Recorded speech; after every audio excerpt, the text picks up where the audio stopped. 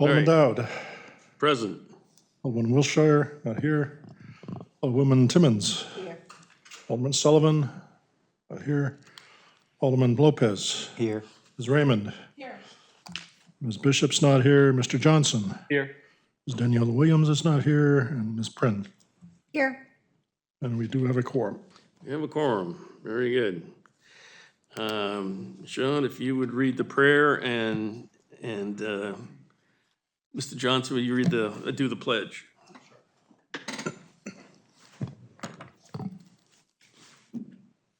Almighty God, we have the high honor and serious duty to manage the educational affairs of our beloved city. Fill us, O God, with a spirit of unity and understanding, which enables us to face our multiple problems with a serene mind, with justice and charity for all. So any and all decisions made by us will always be for the betterment and greater happiness of all our fellow citizens. So help us God. Amen. I pledge allegiance to the flag of the United States of America and to the republic for which it stands, one nation under God, indivisible, with liberty and justice for all. Okay.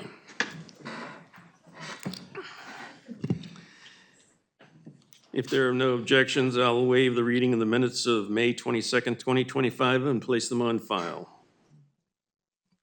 Remarks by chairman. Thank you everyone for being here. School administration. I have a couple of things, some corrections on the agenda. So they typed in the proposals for painting, listing the vendors that proposed, and there's just one item. So it go from 4 to 5. We skip 6 and 7. New 6 will be the commercial painting. Then I'm adding another item, which is the email that I handed out before the meeting started regarding McCarthy Middle School door repairs. Also, for everybody's knowledge, the paving of Titan Way and the bus loops in front of the school will start right after the 4th of July. So probably the following Monday. And then sometime very soon, they're going to start refurbishing the track, also at the high school. All good news. Okay. Architects report. Nobody's here from Harvey because we don't have anything really going on. Got a couple of minor things, but are they going to report on your study, or are you going to not bring that here? Or? Facility master plan? Yeah. I think that's Board of Ed. Yeah. Okay. So won't be here. Construction managers report. Harvey.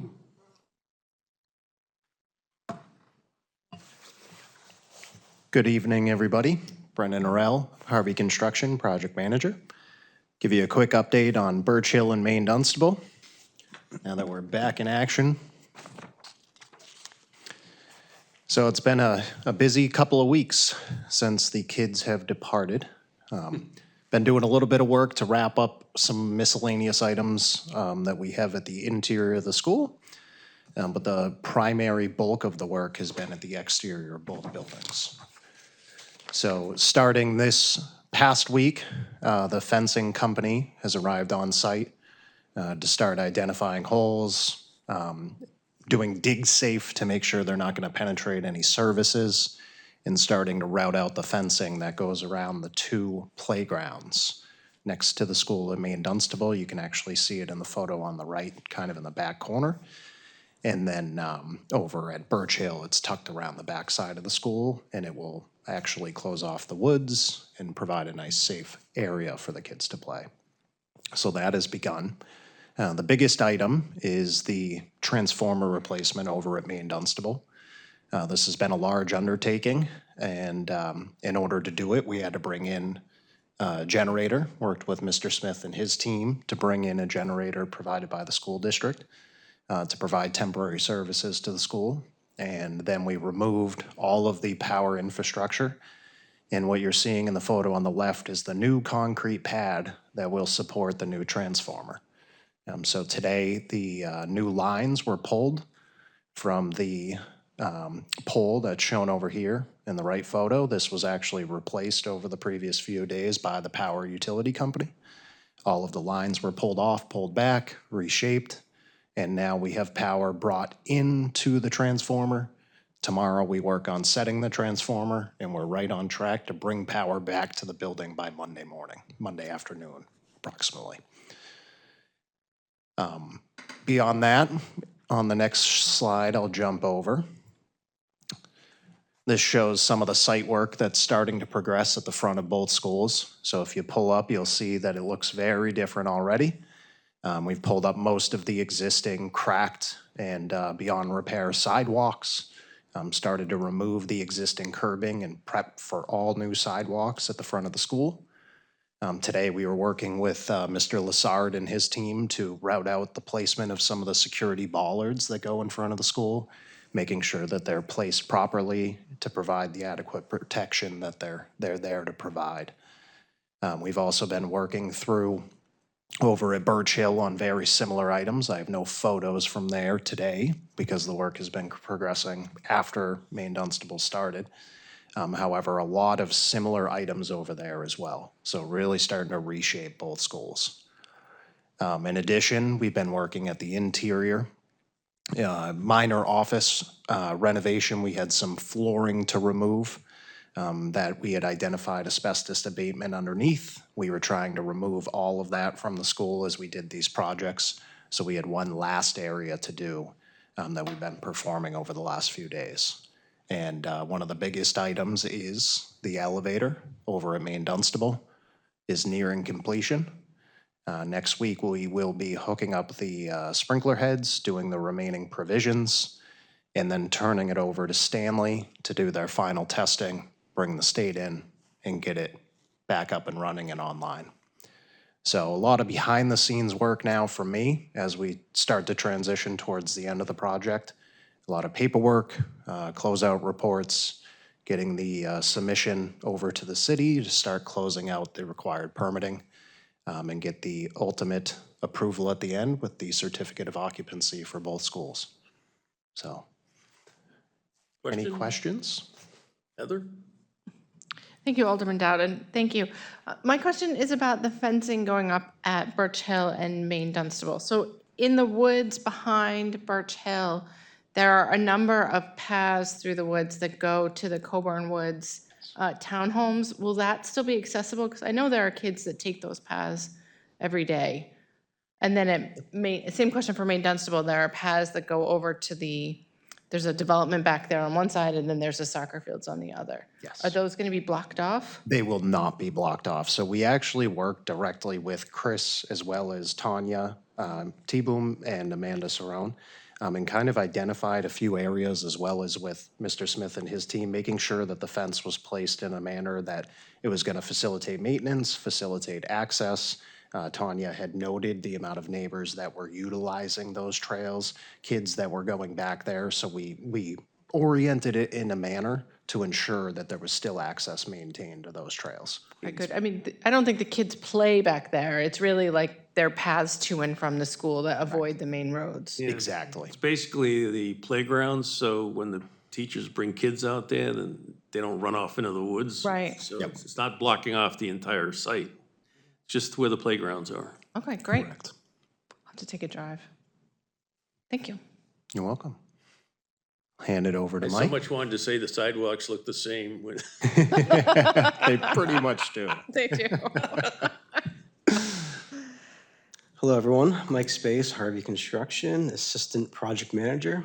I'll be reviewing the new Searles Elementary School. Currently, we have been progressing very quickly. We continued with the MEP and fire alarm rough-in throughout the building. The inspection for in-wall rough-ins for MEP just happened this week, which I believe passed. I'll find out tomorrow whether we passed or not. And we have on the schedule to start drywall the walls on Monday or Tuesday next week. So we will be going with the drywall pretty soon. By the way, if you use any acronyms and nobody understands what he means, you could ask him. MEP is mechanical, electrical. Yep, correct. Sorry. Is the drywall really dry? It better be. In the far left picture, that is one of our VRF cassettes. It's a variable refrigerant flow cassette, which is essentially going to be conditioning the air within the office area. So that's all over the construction area currently. It's going to be in every single office as well as the corridor. In the middle picture, that is just a picture of the frame entry vestibule. So you're looking currently where the ladder is, that is going to be the new office. And the other side of the wall is where everyone will enter into the building. In the right-hand picture, that is the principal's office. And then right to the left there, that'll be the entry door to go into the corridor, into the main building. We will be installing the hollow metal doors, as well as, I'm sorry, just drawing a blank. Storefronts. And on the exterior, we did do the site work for the entry canopy. As you see in the left-hand picture, that is the rebar for our piers, the foundation for the canopy. And on the right, we have the poured piers as well as some of the underground utilities. That's going to be the drainage that goes out to the site. And as you see, the pipe that is sticking vertically is going to be a drain to catch snow and water and everything from people entering into the building, and that goes into a entry grate. So we'll reduce the amount of snow and water that goes into the vestibule. And then, Are you maintaining the little 1968 brick? yes, yep, that is staying. It's nice. Yeah. Open the time capsule. 57 years ago. And on the left-hand picture here is a picture of the erected steel. This is going to be the canopy. Starting next week will be the framing that goes above the steel to have the roof go onto the canopy and enclose the entire area.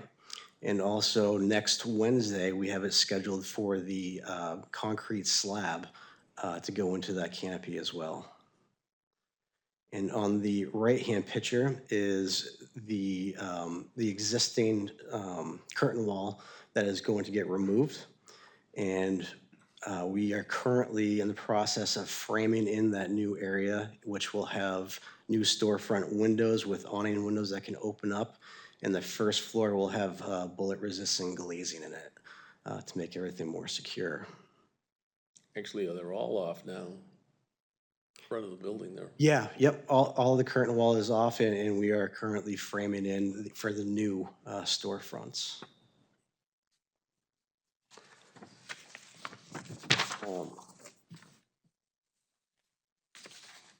And they were doing that in 102-degree heat. Yes, yes.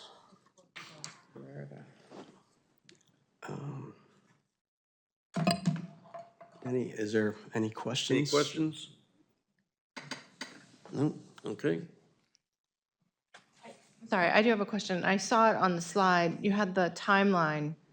Will we be using that new entrance in August or still the old entrance in August? Correct. So as of right now, we have a schedule, so we will be turning over, the drop dead date is August 18th. Ooh,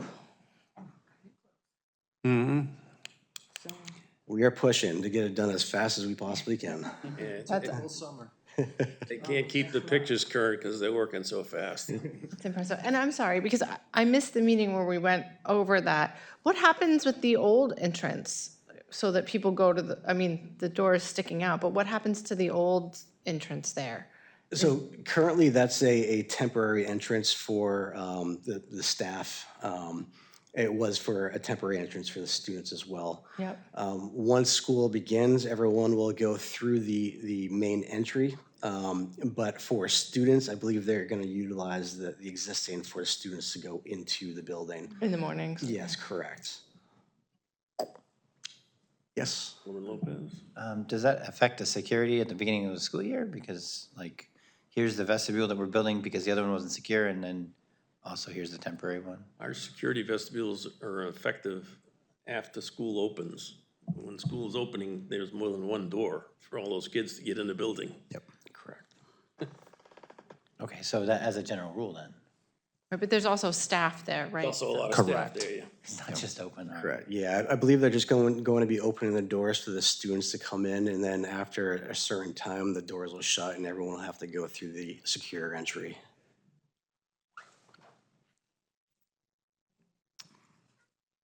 Any other questions? No? All right.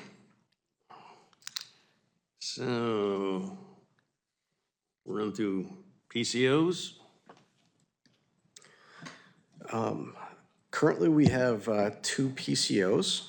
The first PCO, PCO number 1, is to replace an existing switchgear. This is the main distribution panel that goes into the school, which receives the power from outside. After looking at the main distribution panel, it is believed to be an original panel, and it's in not the best of shape, to the point where our electrician who looked at the panel asked Eversource to come shut the power off from the outside in fear that they would not be able to turn the power back on once they shut it off from the inside. Correct. And it's also so old that the parts are hard to come by. So if anything was to fail, it's not likely that we're going to be able to find a replacement piece for that piece of equipment. This is also a very critical piece for all the equipment that's going into the new secure portion of the project. If that power is to fail, then the functioning ability of the secure entry will not operate properly. So without replacing this panel, there's a chance that something could happen down the road. So again, this is PCO number 1 to replace the existing switchgear for $136,762.22. So I'll need a motion to approve PCO number 1 for the New Searles Elementary School security upgrades, the amount of $136,762.22 to cover the items that you see in item number 1. So moved. Ms. Prin, right? Ms. Prin, no move. Any discussion? Seeing none, all in favor signify by saying aye. Aye. Opposed? Motion carries. Thank you. And our second PCO, PCO number 2, is to replace the existing sidewalk in front of the building.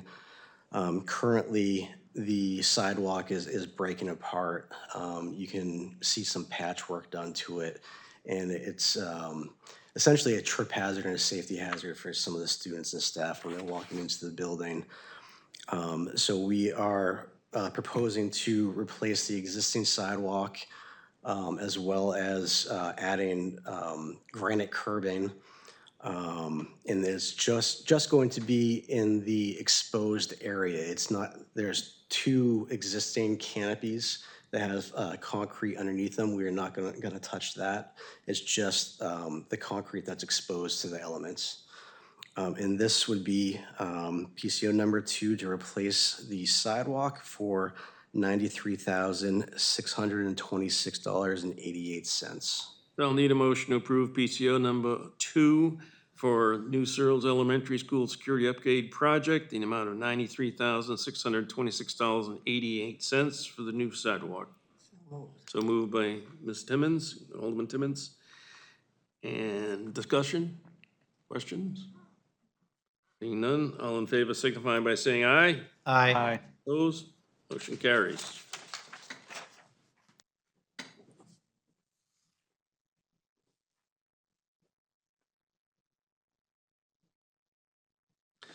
Okay. Now we can go into Sean. I'd recommend that we, since Harvey's on the stage right now, we continue with him to discuss the email I handed out before the meeting. Oh, yes, yeah. So a brief history, we've had some issues with the doors that were installed, basically with the glass we refer to as a side light. So we look at most, oh, there we go. Look at those doors, there's something going into all the classrooms and other spaces. Those are wood doors. Turns out it's a pressed wood interior. And when you put in the windows, there's a trim piece that goes around it on both sides. And we found that on one side it was factory installed, the other side they have to put in the glass, and so they put in the trim pieces. And we found that when closed forcefully, as some kids did, the window came flying out. It did not shatter, it's non-shatter type glass, but it did come out, and obviously something we're not comfortable with. We talked about this probably for a month and came to a crescendo just this week, which is why I'm bringing this somewhat off the agenda, but we also feel that to get it done before the school year starts, we need to bring it to you tonight, get your approval to proceed. It's under Alderman Dowd's approval authority of $50,000, but we thought, the timing was right to tell you what's going on and how we want to proceed. Harvey worked with various vendors to get this done, and it's blue on my sheet of paper, but $31,201. Correct. And maybe, Brendan, you might want to talk about it a little bit more. Yep, yeah, absolutely. So this item kind of has a long backstory to it. So when we were at the Pennachuck Middle School, we had noticed at the sort of completion of the project, there was a lot of doors where the teachers were using the wood wedges and putting them up in the corner of the door. And most of the doors had received a closer, which is exactly what you see on that door over there. And it applies pressure to the door to keep it closed. So those are required on certain doors based upon fire code. And as we were going through McCarthy, this issue was exposed at Pennachuck. And what was happening to the doors at Pennachuck was it racks the frame. So it ends up degrading the quality of the door and leading to extensive repairs from Mr. Smith and his team. So in order to correct that issue at McCarthy, we identified the doors with Harriman and the design team and the local authorities having jurisdiction, the fire department, to figure out which doors we could remove those closers from. And so that has led to the ability for the students to more forcefully open and close these doors.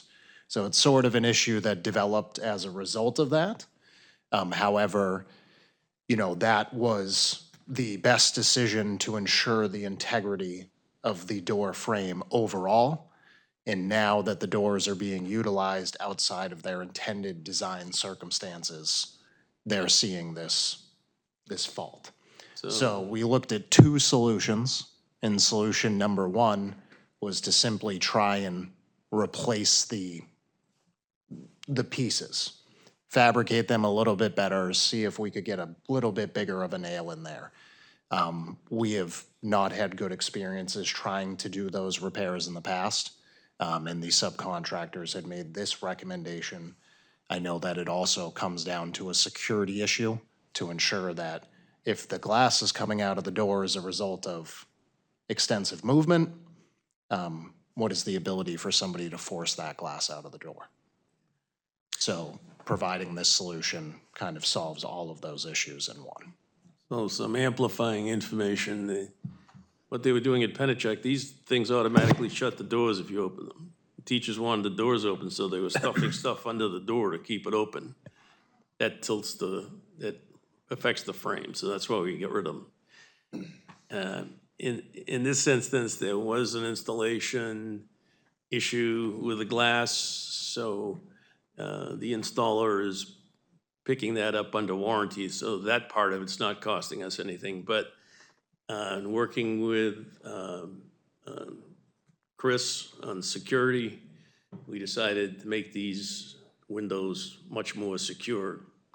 When they were coming out, the middle school kids, go figure, were slamming the doors.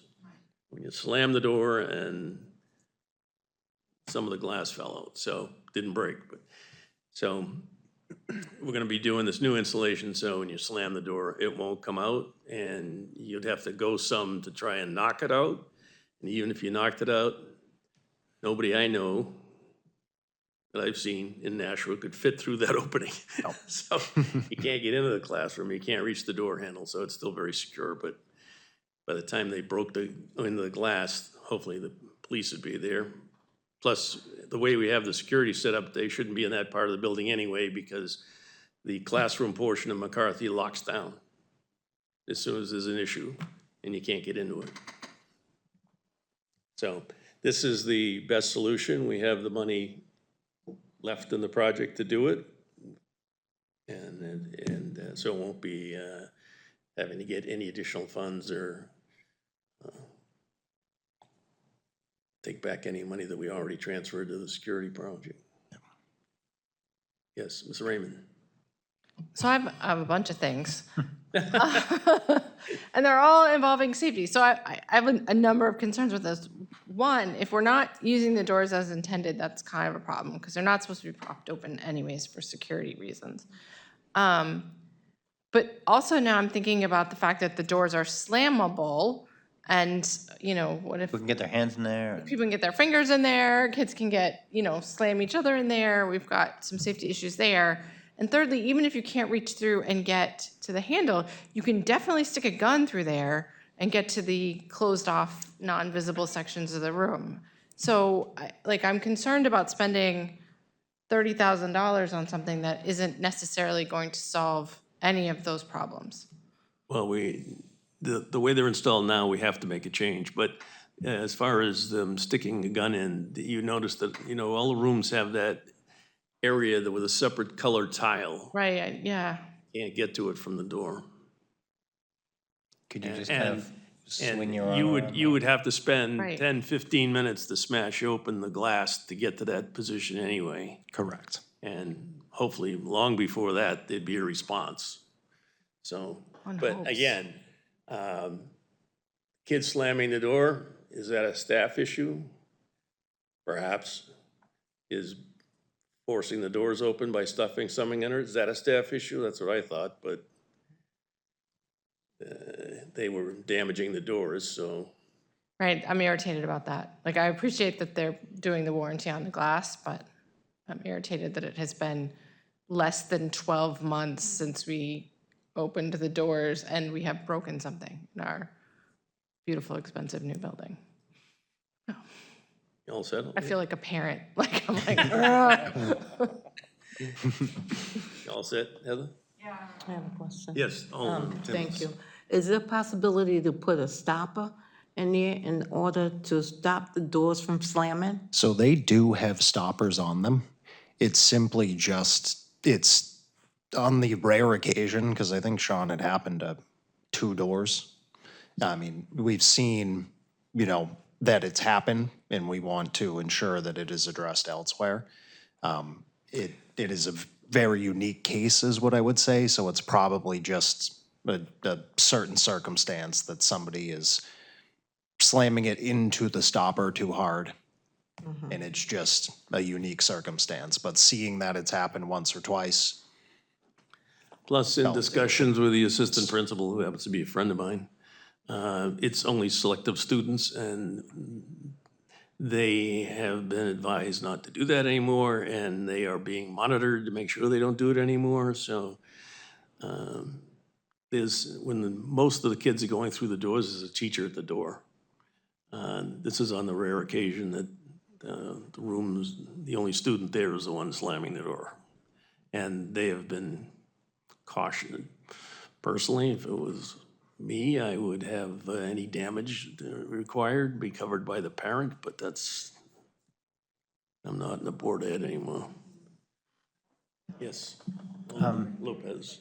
I mean, so we know the students that are here this year, but obviously there's going to be more coming next year. Is there a training for teachers that says, hey, this is your door and it's your protection, so take care of it and maybe integrate that into the trainings that we do for safety so that they know they have to not just wedge stuff under and then the windows popping out of their door, they should take care of the door. Yeah, I think we've addressed with the staff, the slamming of the doors and being careful, but we, as I said, part of this was the installation issue and that needs to be resolved anyway. So we're just making sure when we go through and do this, that we're making sure that these windows are as safe as possible.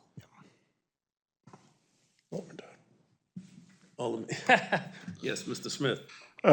Yeah, so we have in excess of $100,000 left in the budget for the middle school project. Purposely left that there for things like this. Think of it as a ship, not a Korean ship, but a ship just getting underway. And the shakedown cruise, right? You have to use something for a while to make sure everything works properly. So I set aside the money for that. We have also had some issues with the HVAC system. Those seem to be settling down, but I set aside some money for that. And lastly, we still have one more invoice coming in for a piece of grounds equipment that we ordered almost a year ago. That's now in production, but we haven't got that invoice yet either. So we have sufficient funds to do this and take care of whatever other business we have left. So relative to the cooling system, all of the work to make sure it works right is being covered by under warranty from the companies. And I told them the warranty doesn't start till the cooling system works 100% and it's okayed by our staff and Harvey. And Harvey is also holding money on a couple of the subs that That is make correct. sure it gets done. Yep. That was very smart, Sean. So our recommendation is to approve this piece of work. We'll be working through Harvey in the amount of $31,201. So I need a motion to allow Mr. Smith to generate an invoice for Harvey Construction in the amount of $31,201 to cover all aspects of fixing the door installations at the McCarthy School. So moved. So moved by Alderman Timmons. Any discussion?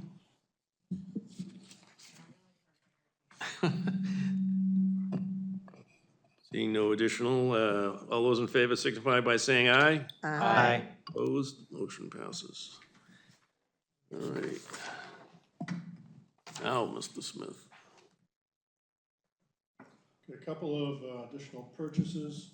You may recall we did awarded a contract to Musco Lighting a couple of months ago to replace the field lighting at Stello Stadium. So they're replacing all the bulbs across the entire stadium. For those of you that attended graduation, you probably saw those little discs that were underneath the chairs. That was what we did for field protection that this committee approved and paid for. But to replace the lights, they have to bring heavy equipment on the field. So we said, well, you need to put down plywood, and make sure you don't crush what we just did for almost $1 million. So they suggested an amount of $2,500 to purchase and put the plywood down and take it away after they're finished. So we've actually increased that PO already just to keep the flow of work going, but looking for your assent to that decision. Yeah, there's no way we wanted that field damaged. All right, so need a motion to approve additional $2,500 to Musco Sports Lighting LLC for the lights at Stella Stadium. So moved by Ms. Raymond. Any discussion? Seeing none, all in favor signify by saying aye. Aye. Opposed, motion carries. By the way, the lights at home have been there for 82 years. They've been replacing bulbs, but now we just passed legislation to replace all the light poles. All right, next. Okay, next, I provide a memorandum in your package to paint the locker room floors at Stello Stadium. There's 2 locker rooms, one for home and visitors teams. And the Park and Rec Supervisor, Brian Conant, also went out and obtained these bids. As you know, he also maintains the swimming pools for the city. So he's looking for a similar type surface on the floor in the locker rooms that would withstand moisture in both directions and hold up. So he was looking for something that was urethane-based. So we received 3 quotes for the work. Sprague flooring, Colutas, and overhead doors. Overhead door did not provide that urethane base. So our recommendation is to award a contract to Colutas for $72,204. Also provide a $5,000 allowance in case there's something else that comes up. If they look at the floor and decide to do some crack repair and that sort of thing, that's what this allowance is for. So it's a total of $77,204. All right, I need a motion to approve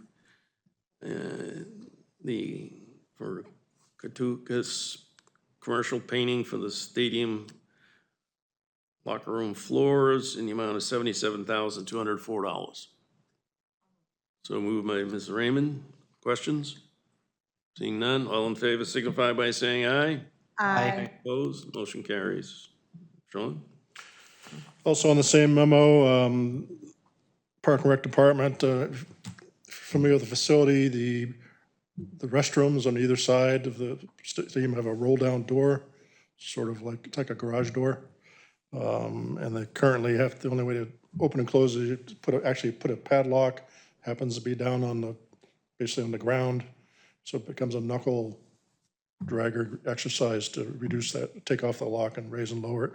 So they asked that we put in some electronic means to raise and lower the door. We just received 1 quote for this, and it's to put an electronic switch in with all the associated work. And that would be to overhead door of Concord, New Hampshire, in the amount of $4,950. Okay, need a motion to approve the work on the overhead doors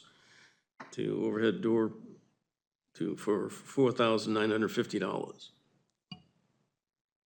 So moved. So moved by Alderman Lopez. Yay. Any questions? See none, all in favor signify by saying aye. Aye. Opposed, motion carries. Sean? That is it. As I said, the other entries on the agenda were there in error. So go into invoices next. Yep. We have 2 invoices for Harriman totaling $7,540 for work at Birch Hill, Maine Dunstable.